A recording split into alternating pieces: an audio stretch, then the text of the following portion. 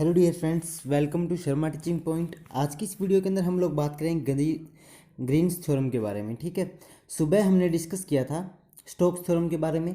उम्मीद करता हूँ वो वीडियो आपको समझ में आ गई होगी। स्टोक्स थ्योरम क्या होती है उसके बारे में आपको समझ में आ गया होगा। तो आज की वीडियो में हम लोग बात करने जा रहे हैं आपकी वीडियो में ग्रीन्स थ्योरम के बारे में। तो ग्रीन्स थ्योरम क्या होती है? देखो, ग्रीन्स थ्योरम भी लाइन इंटीग्रेशन और सरफेस इंटीग्रेशन के बीच में रिलेशन पुट करती है। अब आप बोलोगे भाई तू तो सुबह भी यही बोल रहा था। ठीक है, सुबह जो तूने स्टोक्स थ्योरम प्रूफ की थी उसके अंदर भी यही बताया था। तो हाँ, स्टोक्स थ्योरम भी लाइन इंटीग्रेशन और सरफेस इंटीग्रेशन का ही पार्ट है, और ग्रीन्स थ्योरम भी लाइन इंटीग्रल को सरफेस इंटीग्रल में कन्वर्ट करने के लिए यूज़ की जाती है। बट यहाँ पे एक डिफरेंस है डियर फ्रेंड्स। वो क्या है? वो डिफरेंस ये है कि यहाँ पे जो सरफेस है वो बाउंड नहीं होता है, कोई भी क्लोज सरफेस नहीं होता है। ठीक है, यहाँ पे फिक्स सरफेस नहीं होता है, वहाँ पे एक फिक्स सरफेस होता है कि ये फिक्स सरफेस है तो इसके अंदर ही होगा इंटीग्रेशन। यहाँ पे कोई भी एक फिक्स सरफेस नहीं होता है। ये बात आपको याद रखनी है। ठीक है, ये बात आपको याद रखनी है। तो बात करते हैं ग्रीन्स थ्योरम के बारे में। तो ग्रीन्स थ्योरम क्या कहती है? ग्रीन्स थ्योरम कहती है let C be the continuous curve in X Y plane. Green's theorem कहती है कि मान लो एक एक्स वाई प्लेन है, ये वाई है, ये एक्स एक्स प्लेन है, इसके अंदर एक कर्व बन रहा है। मान लो ऐसा कोई कर्व बन रहा है जो कि है सी। ठीक है, सी है, वो क्या है? कॉन्टिन्यूस कर्व है। कॉन्टिन्यूस कर्व कौन सा होता है? ये वाला, जैसे ये कॉन्टिन्यूस कर्व है। ठीक है, यानी कि चारों तरफ से बंद है। ठीक है, तो कॉन्टिन्यूस कर्व सी बन रहा है एक्स वाई प्लेन के अंदर, और R is the surface bounded by curve C. R क्या है? आर आपका एक सरफेस है। मान लो एक्स वाई प्लेन में एक कर्व बना, इसके अंदर जो ये सरफेस बनेगा वो क्या है आपका? वो आपका आर होगा। ठीक है, वो आपका क्या होगा? आर होगा। और जो कि आपका इस जो कर्व एरिया है सी, इससे क्या होगा? वो बाउंडेड होगा। बाउंडेड का मतलब क्या है? इससे वो घिरा हुआ होगा, उसकी बाउंड्री होगी। जैसे मान लो ये सरफेस है, मैंने कहा ये अंदर वाला आर है, तो ये बाहर वाला क्या है? ये बाहर वाला क्या है आपका? सी है। ठीक है, तो इसी के बेस पे हम लोग ग्रीन्स थ्योरम पढ़ेंगे। ये कहता है कि सी मान लो एक कॉन्टिन्यूस कर्व है एक्स वाई प्लेन के अंदर, और आर जो है वो उसके अंदर बनने वाला सरफेस है। ठीक है, कर्व सी के अंदर बनने वाला सरफेस है। तो इस जो ग्रीन्स थ्योरम उसका फॉर्मूला क्या है? उसका फॉर्मूला है line integration of F one D x plus F two D Y. Line integration of F one D x plus F two D Y is equal to double integration. इसका मतलब क्या होता है? ये है सरफेस इंटीग्रेशन। क्या है ये?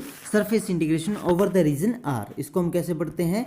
Surface integration over the region R. ठीक है, इसको हमने ऐसे पढ़ते हैं। ठीक है, तो ये क्या कहता है कि line integration of F one D x plus F two D Y is equal to surface integration of curly F two by curly X minus curly F one by curly Y and D x D Y. ठीक है, ये क्या है? ये dear friends formula है। किसका formula है ये फॉर्मूला है आपका ग्रीन्स थ्योरम का। किसका फॉर्मूला है ये आपका? ये आपका फॉर्मूला है ग्रीन्स थ्योरम का। ये आपको अच्छे से याद रखना है। याद कैसे रखोगे? देखो, बिल्कुल सिंपल सा है। f1 के साथ dx, f2 के साथ dy है। अब आप उठा के f2 को dx के साथ ले आओ और f1 को dy के साथ ले जाओ और उसका करली कर दो। देखो ध्यान से, देखो यही किया गया है ना, यही किया गया। देखो ध्यान से, f1 को यहाँ ले गए, f2 को यहाँ ले आए, अब इसका करली कर दिया। करली f2 by curly x minus करली f1 बाई करली y, बीच में माइनस का सिंबल है, ये आपको पता ही है, into D x D Y. ठीक है, बस ये आपको फॉर्मूला याद रखना है। तो अब देखो, नोट करने वाली बात क्या है कि जो ग्रीन्स थ्योरम है वो रिलेशन प्रूव करती है line integral between and surface integral. ठीक है, लाइन इंटीग्रेशन और सरफेस इंटीग्रेशन के बीच में जो कॉम्बिनेशन है वो ग्रीन्स थ्योरम बताती है। स्टोक्स थ्योरम भी यही बताती है, ग्रीन्स थ्योरम भी यही बताती है। बट मैंने आपको शुरू में बता दिया है कि इन दोनों में डिफरेंस क्या है। अब आई होप आपके माइंड के अंदर कोई भी कन्फ्यूज़न नहीं होगी। अब इसको ध्यान से समझने के लिए देखो, ये मैंने डायग्राम बनाया है। ठीक है, एक्स वाई प्लेन के अंदर मान लो ये ट्राइंगल जो है ना, ये ट्राइंगल क्या है आपका? ट्राइंगल आपका कर्व है, कर्व सी है। देखो यहाँ पे मैंने डिनोट भी कर रखा है, कर्व सी है। ठीक है, तो इसके अंदर जो ये लाइंस आपको दिखाई दे रही है ना, ऐसे ऐसे वाली, ये वाली लाइंस ऐसे ऐसे। ठीक है, तो ये क्या है? ये आपकी क्या है? आर है, यानी कि ये आपका रीजन है, ये आपका सरफेस बाउंड है। ठीक है, तो आप देखो ये जो ट्राइंगल बन रहा है, ठीक है, ये और इसके अंदर ये जो लाइंस है, तो ये लाइंस वाला क्या है? आर है, सरफेस है। और जो ट्राइंगल बन रहा है इसकी बाहर की जो बाउंड्री है वो क्या है? सी है, यानी कि जो कर्व है वो आपका सी है। ठीक है, तो इस डायग्राम से आप बेटर समझ गए होंगे। अब ये तो था ग्रीन्स थ्योरम के बेसिक इंट्रोडक्शन के बारे में। ठीक है, सिंपली आपको ये फॉर्मूला याद रखना है और कुछ नहीं है। इसके ऊपर ही आपको न्यूमेरिकल बनाने होंगे। दूसरा आता है कि इसके अंदर दो टाइप के न्यूमेरिकल्स आते हैं। पहला आता है कि आपको यूँ कहेगा कि यूजिंग ग्रीन्स थ्योरम, जैसा मैंने यहाँ पे न्यूमेरिकल बना रखा है ये वाला। पहला ये कहेगा यूजिंग ग्रीन्स थ्योरम इवेल्युएट कीजिए, ठीक है। और दूसरा क्या कहेगा, दूसरा मैं आपको थोड़ा सा दिखा देता हूँ। दूसरा कुछ इस तरह से कहेगा कि वेरीफाई ग्रीन्स थ्योरम। एक आएगा यूजिंग ग्रीन्स थ्योरम, दूसरा आ सकता है वेरीफाई ग्रीन्स थ्योरम। तो इसके अंदर अपने दोनों टाइप के डिस्कस करेंगे, दोनों टाइप के क्वेश्चंस, ठीक है। तो सबसे पहला क्वेश्चन क्या कहता है, सबसे पहला क्वेश्चन कहता है using Green's theorem to evaluate line integration of, ये आपको क्या दिया हुआ है, लाइन इंटीग्रेशन दिया हुआ है। अब आपको भाई तेरे को कैसे पता लाइन इंटीग्रेशन दिया हुआ है, हाँ मुझे पता है। देखो ये देखो ऐसे करके ये जो सी जो सिंबल दिया हुआ है इसका मतलब क्या है, ये लाइन इंटीग्रेशन है, ठीक है। तो आप भी ऐसे पहचान सकते हो। तो ये आपको F1 दिया है, ये आपको F2 दिया है। ध्यान से देखो, ये आपका F1 है ये वाला, और ये आपका F2 है। क्यों? क्योंकि भाई ग्रीन्स थ्योरम के फॉर्मूले ये होता है integration of C F1 dx plus F2 dy, ठीक है। और यहाँ भी क्या है, integration of C F1 dx plus F2 dy। तो F1 की वैल्यू है x²y, F2 की वैल्यू है y²। और जब तक आपको F1 F2 की वैल्यू नहीं पता होगी ना, तब तक आप ग्रीन्स थ्योरम के न्यूमेरिकल्स को करने में असमर्थ होंगे, ठीक है। तब तक आप ग्रीन्स थ्योरम के न्यूमेरिकल्स को करने में सफल नहीं हो पाओगे। अब कहते हैं where C is the closed path, C क्या है, क्लोज पाथ है, by X Y is equal to x2, Y is equal to x³। ये आपको लिमिट दे दिया, यानी कि इनके बीच में ही वो कर्व बन रहा है, इनके बीच में वो क्लोज पाथ है, ठीक है। फ्रॉम 0 0 टू 1 1, यानी कि x की वैल्यू 0 से 1 लाई कर रही है और y की वैल्यू भी 0 से 1 लाई कर रही है। देखो सिंपली क्वेश्चन दिया हुआ है आपको, इसका आपको यूजिंग ग्रीन्स थ्योरम से आपको इसका इंटीग्रल फाइंड आउट करना है, ठीक है। यानी कि लाइन इंटीग्रल है, इसका आपको सरफेस इंटीग्रल फाइंड आउट करना है। तो और इसने कंडीशंस क्या दी है, इसने कंडीशंस दी है कि इससे एक पाथ फॉर्म हो रहा है y is equal to X से, y is equal to x³ से, और कहाँ से कहाँ 0 0 से 1 1, ये इसकी लिमिट्स हैं। तो सबसे पहले तो डियर स्टूडेंट्स, आपको कोई भी क्वेश्चन आए मैथ का, उसके अंदर आपको क्या है, आपको डायग्राम बनाना आना चाहिए। डायग्राम कैसे, ये आपकी y एक्सिस है, ठीक है, ये आपकी y एक्सिस है, ये आपकी x एक्सिस है, ठीक है। अब हम देखते हैं कि ये दो हैं, ठीक है। तो इनकी लाइन कैसे बनी, y is equal to X की तो लाइन ये सीधी गई, ये वाली बिल्कुल ये वाली, और y is equal to x³ की लाइन जो है वो ऐसे थोड़ी कर्व टाइप जाएगी, इस तरह से बनेगी, ठीक है। तो जैसा आप देख सकते हैं, ये जो है ये वाला लाइन है y is equal to X की, और ये जो ऐसे कर्व है, ठीक है, ये कर्व है, ये आपकी है y is equal to x³ की लाइन, ठीक है।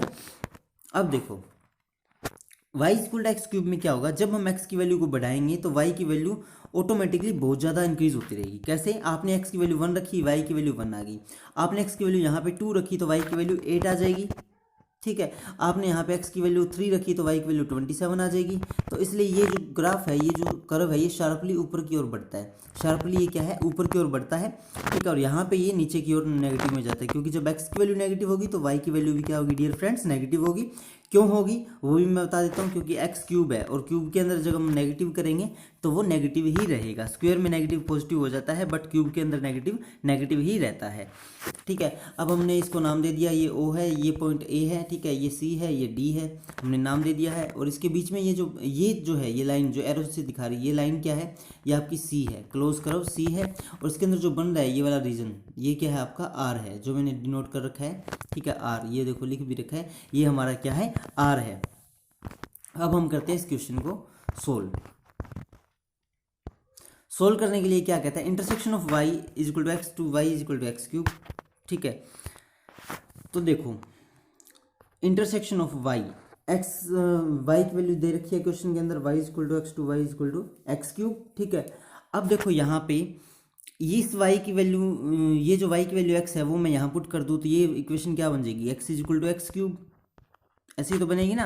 क्योंकि देखो ये y is equal to X और y is equal to x³ है, इन दोनों को मैं एलिमिनेट करूँ तो y की वैल्यू जो x है वो हम यहाँ पुट कर दें y की जगह, तो x is equal to x³ बनेगी। अब x³ के इक्वल टू में आप 0 रखोगे तो x minus x³ by 0 equal to 0 हो गया, क्योंकि ये x³ आप उधर ले जाओ ना, तो इक्वल टू 0 बचेगा, तो x minus x³ is equal to 0। Simple सा कॉन्सेप्ट है यार, इसको समझाने की जरूरत ही नहीं है ना। अब आप यहाँ से x को कॉमन ले लो, जब आपने x को कॉमन ले लिया तो ये क्या बचेगा, x 1 minus x² is equal to 0। अब यहाँ से x की दो वैल्यू आएगी, एक तो यहाँ से आएगी x की 0 और इससे आएगी x की वैल्यू प्लस माइनस 1, ठीक है। तो x की दो वैल्यूज़ आ गई हैं, एक तो आ गई है 0, एक आ गई है प्लस माइनस 1, तीन वैल्यूज़ आ गई, सॉरी, एक 0, एक प्लस का 1, एक माइनस का 1, ठीक है। अब हमें पता है बाई ग्रीन्स थ्योरम क्या कहती है कि f1 dx plus f2 dy is equal to surface integration of करली f2 by curly x minus करली f1 बाई करली y dx dy, ठीक है। तो अब हमें पता है f1 क्या है, f1 हमारा x² y है, f2 क्या है, y² है। मुझे कहाँ से पता लगा, पीछे क्वेश्चन से, ये देखो, ये ये F1 है, ये F2 है, F1 एक्स स्क्र वाई है और F2 वाई स्क्र है, जो मैंने अभी आपको बताया था, इसलिए मैंने आपको बताया था ताकि आपको ध्यान रहे। अब आपको क्या करना है, फॉर्मूला लिखना है, फॉर्मूले के अंदर बस इसको पुट कर देना है। F1 F2 की वैल्यू आपके पास है, फॉर्मूले के अंदर आपको पुट कर देना है। अब देखो, जब आप फॉर्मूले के अंदर पुट करोगे तो लाइन इंटीग्रेशन तो हमारे पास ऑलरेडी दिया हुआ है इन्होंने, अब हमें इसको प्रूव करना है, तो इसको हम प्रूव करेंगे तो सरफेस इंटीग्रेशन कन्वर्ट करेंगे, है ना। तो सरफेस इंटीग्रेशन कन्वर्ट करेंगे, करली F2 by curly x, F2 की वैल्यू है वाई स्क्वेयर, ठीक है, और वाई स्क्वेयर की एक्स की रिस्पेक्ट में डेरिवेटिव जीरो हो जाएगा, ठीक है। और करली F1 है एक्स स्क्वेयर वाई, तो एक्स स्क्वेयर वाई की का वाई के रिस्पेक्ट में क्या होगा, एक्स स्क्वेयर ओनली, क्योंकि वाई से वाई कैंसिल, यानी कि कांस्टेंट है तो वाई से वाई कैंसिल हो जाएगा, तो बचा क्या, एक्स स्क्वेयर। भाई एक्स स्क्वेयर वाई है, उसका डेरिवेटिव करें तो एक्स स्क्वेयर ही बचेगा ना, वाई के रिस्पेक्ट में करें तो, क्योंकि वाई तो कांस्टेंट है, तो इसलिए यहाँ पे एक्स स्क्वेयर बच गया, इनटू में D x D Y as it is रह गया है, ठीक है। अब देखो ये जीरो माइनस एक्स स्क्वेयर है, ठीक है, ये जीरो माइनस एक्स स्क्वेयर है, तो ये क्या हो जाएगा, इसको हम सोल्व करेंगे तो ये माइनस का एक्स स्क्वेयर हो जाएगा, ठीक है। ये वही मैंने यहाँ पे किया है, ये माइनस का X square D x D Y, ठीक है। आर क्या है आपका, सरफेस है, एज इट इज लिख दिया है मैंने। अब ये क्या कहता है, हम यहाँ पे क्या लिख रहे हैं, here R is the surface bounded by C on R. अब आर पे सरफेस पे वैल्यू हम निकालेंगे, लिमिट ऑफ एक्स, एक्स की लिमिट कहाँ है, 0 से 1, ठीक है, क्योंकि वैसा लिखा था ना 0 0 to 1 1, क्वेश्चन की लास्ट लाइन याद करो, रुको मैं दिखाई देता हूँ यार, ये रहा, ये जो लिखा हुआ है ना 0 0 to 1 1, यानी कि एक्स की वैल्यू भी 0 से 1 है और वाई की वैल्यू भी 0 से 1 जा रही है, ठीक है। तो उसके बाद एक्स और वाई की वैल्यू यहाँ पे देखो, वाई की वैल्यू ये भी है और ये वैल्यूज भी वेरी कर रही हैं, ठीक है। तो वही हम यहाँ लिख रहे हैं कि एक्स की value 0 to 1 on x axis, limits of y, y की लिमिट्स क्या है, एक्स क्यूब से एक्स, कहाँ पे, on parallel strip to y axis, ठीक है। वाई की लिमिट्स एक्स क्यूब से एक्स कहाँ है, वो अब आप इस डायग्राम में देखना ध्यान से। देखो ये जो वाई है ना, ये वाई है, इसके जस्ट पैरेलल में मैं एक स्ट्रिप ऐसे बनाता हूँ, ठीक है, ऐसे स्ट्रिप मैंने बना दी है, ठीक है। अब इस स्ट्रिप के अंदर क्या है, अब स्ट्रिप के अंदर का जो एरिया है, ये वाला जो रेड रेड मैं आपको दिखा रहा हूँ, ये वाला जो एरिया है, ये क्या है, ये वैल्यू है, वो वैल्यू क्या है, एक्स क्यूब से एक्स जा रही है वो, ना कि एक्स से एक्स क्यूब जा रही है, ठीक है। ये बात आपको याद रखनी है, समझ में आ गया। यानी कि पैरेलल टू वाई आपको छोटी सी स्ट्रिप एक डिज़ाइन करनी है, उस छोटी सी स्ट्रिप के आप देखोगे अंदर का जो एरिया है, जो आप देख रहे हो, ठीक है, जितना पॉसिबल हो पाता है मैं इस बोर्ड पे ड्राइंग करने की कोशिश करता हूँ ताकि आपको अच्छे से समझ में आ जाए। तो ये जो मैंने दिखाया है, ये इतना सा एरिया जो है वो आपका क्या है, वाई का है, तो वही है जो मैंने लिखा है on parallel strip of y axis, ठीक है। अब आपको क्या करना है, इसका इंटीग्रेशन कर देना है। इंटीग्रेशन क्या होगा, line integration of x square y d x plus y square y d Y, ठीक है, ये एज इट इज था। अब हम क्या करेंगे, इसका इंटीग्रेशन कर देंगे राइट हैंड साइड का। तो x की वैल्यू एक में 0 से 1 है, एक में एक्स क्यूब से x है, minus x square d x D Y, ठीक है। ये कहाँ से आया, minus x square d x D y, ये यहाँ से आ गया, ठीक है, ये वाला। अब आप एक बात देखो, यहाँ पे क्वेश्चन अराइज होता है स्टूडेंट्स के माइंड में कि अब हम x की रिस्पेक्ट में डेरिवेटिव करें या हम y की रिस्पेक्ट में डेरिवेटिव करें। तो दोस्तों एक बात देखो, यहाँ पे x जो है वो एक कांस्टेंट फंक्शन चल रहा है 0 से 1, बट y वेरी कर रहा है, ठीक है। तो y का हम सबसे पहले करेंगे, y वेरी कर रहा है x क्यूब से x तक। अब x की वैल्यू 0 भी हो सकती है, 2 भी हो सकती है, 4 भी हो सकती है, 6 भी हो सकती है, 8 भी हो सकती है, ठीक है। तो इसलिए हम पहले y का डेरिवेटिव करेंगे, ये बात आपको याद रखनी है। जो कांस्टेंट है ना, उसका पहले डेरिवेटिव नहीं करेंगे, पहले जो वेरिएबल है जिसकी लिमिट्स वेरी कर रही हैं उसका हम लोग डिफरेंशिएबल करेंगे, ठीक है। तो देखो ये क्या हो जाएगा, 0 से 1 एज इट इज़ रहा, माइनस एक्स स्क्वेयर, ठीक है, और इसका आप y के रिस्पेक्ट में करोगे तो डी वाई डी एक्स हो जाएगा, ठीक है। अब आपको क्या करना है, अब आपको देखना है डी वाई का इंटीग्रेशन क्या होगा, y, और लिमिट कहाँ से कहाँ है, एक्स क्यूब से x, तो माइनस 0 से 1, ये माइनस आप बाहर कॉमन ले लो, ठीक है। 0 से 1 आपकी लिमिट चल ही रही है, तो इसका क्या हो जाएगा, इसका आपको हो जाएगा y, ठीक है। और लिमिट इसकी क्या है, y की लिमिट क्या है, एक्स क्यूब से x, तो इनिशियल माइनस फाइनल करेंगे तो ये आपकी लिमिट्स यहाँ पे आपने पुट कर दी, ठीक है। माइनस का 1 x square x minus x cube into D x, ठीक है। अब आप आगे क्या करोगे, अब आप आगे इसको पुट करोगे, आगे पुट करोगे तो क्या आ जाएगा, एक मिनट, आगे पुट करोगे तो हाँ ये आएगा। यहाँ हमारे पास इंटीग्रेशन करने के बाद ये आ गया। देखो ये कोई मुश्किल पार्ट नहीं है, इंटीग्रेशन आई होप आपको समझ में आ गया होगा। इंटीग्रेशन करने के बाद ये आ गया। अब हम क्या करेंगे, इसको दोबारा इंटीग्रेट करेंगे तो क्या हो जाएगा, ये एक्स स्क्वायर को यहाँ पे आपने मल्टीप्लाई किया तो ये बन गया एक्स क्यूब माइनस एक्स की पावर 5। अब एक्स क्यूब का इंटीग्रेशन एक्स की power 4 divide by 4 minus x की पावर 5 का इंटीग्रेशन क्या हो जाएगा, एक्स की पावर 6 बाई 6, और लिमिट कहाँ से कहाँ है, 1 से 0, ठीक है, लिमिट कहाँ से कहाँ है, 1 से 0, ठीक है, वो हमने सोल्व कर दिया। अब आपको क्या करना है, लिमिट की वैल्यू पुट करनी है, वैल्यूज पुट करने के बाद आपका आंसर आ जाएगा, ठीक है। लिमिट की वैल्यूज पुट करोगे तो यहाँ पे 1 x की जगह 1, यहाँ पे x की जगह 1, तो 1/4 माइनस 1/6 ये यहाँ पे आ गया है। बाद में हम इसका एलसीएम ले लेंगे और ये माइनस तो शुरू से बाहर चल ही रहा है, ठीक है, तो इसका आंसर आ जाएगा माइनस का 1/12। ये हमारा आंसर है लाइन इंटीग्रेशन का। जब हमें कहा गया था कि यूजिंग ग्रीन्स थ्योरम आपको लाइन इंटीग्रेशन प्रूफ करना है, तो इसका करेक्ट ऑप्शन क्या है, आया है, इसका करेक्ट ऑप्शन आया है माइनस का 1/12। उम्मीद करता हूँ क्वेश्चन समझ में आ गया होगा, ठीक है। सेकंड टाइप का क्वेश्चन कैसा होता है वो देखिए। एक तो ऐसा आ सकता है कि आपको डायरेक्ट वैल्यू पूछे, दूसरा सेकंड टाइप का होता है कि वेरीफाई पूछ ले। अब देखो पिछले क्वेश्चन में क्या फ़र्क था, पिछले क्वेश्चन में ये फ़र्क था डियर फ्रेंड्स, इसने कहा था यूजिंग ग्रीन्स थ्योरम, और इसमें ये कह रहा है वेरीफाई ग्रीन्स थ्योरम। आपको वही दे दिया xy plus y square d x plus x square d y. अब यहाँ पे आपको ये पता होना चाहिए कि f1 और f2 आपको देखना आना चाहिए। ये आपका f1 है और ये आपका f2 है, बस ये देखना आ गया तो आप आराम से फॉर्मूला लगाओगे और इसको सोल्व कर दोगे। कैसे, अब इसने कहा है कि ये जो है ये वेयर सी बाउंडेड, ये एक सी यानी कि लाइन इंटीग्रेशन पे है, जो लाइन इंटीग्रेशन है वो कर्व पे बाउंड है, उसकी वैल्यू क्या है, x से x स्क्वायर, यानी कि x to x स्क्वायर वो कर्व है वो आपका वेरी कर रहा है, ठीक है। x to x स्क्वायर आपका जो कर्व है वो क्या कर रहा है, आपका वेरी कर रहा है, ठीक है। तो अब आप क्या लिखोगे, by using Green's theorem, as it is लिख दिया। उसके बाद में क्या है, आपको पता है ये f1 है ये f2 है, तो according to formula surface integration of करली f2 बाय करली x माइनस करली f1 by curl y into D x D y. तो ये एज इट इज हो गया करली f2 था हमारा x स्क्वेयर, तो curly x square by curly x minus curly y by f1 क्या था, X Y plus Y square into D x D Y as it is आ गया, ठीक है। अब यहाँ पे इसका जो ग्राफ है वो कैसे बनेगा, ऐसा बनेगा, x की वैल्यू 0 से 1 लाई कर रही है, y की वैल्यू 0 से 1 लाई कर रही है। ये आपका C1 कर्व है, ये आपका C2 है, ठीक है। अब यहाँ पे देखो, यहाँ पे दो कर्व बने C1 और C2, तो C2 पे तो y की वैल्यू x है और C1 पे y की वैल्यू x स्क्वायर है, तो इसलिए आपको ये जो इंटीग्रेशन है वो दो फॉर्म में करना पड़ेगा, integration in the form of C1 and integration in the form of C2, ठीक है। अब देखो सिंपल सा इंटीग्रेशन है कर तो आप लोगे, ठीक है। तो अब यहाँ पे C1 में x की वैल्यू है वो 0 से 1 जा रही है और C2 में x की वैल्यू है वो 1 से 0 जा रही है, ठीक है। कैसे, देखो यहाँ पे देखो 0 से 1 ये है C1, तो 0 से 1 जा रही है।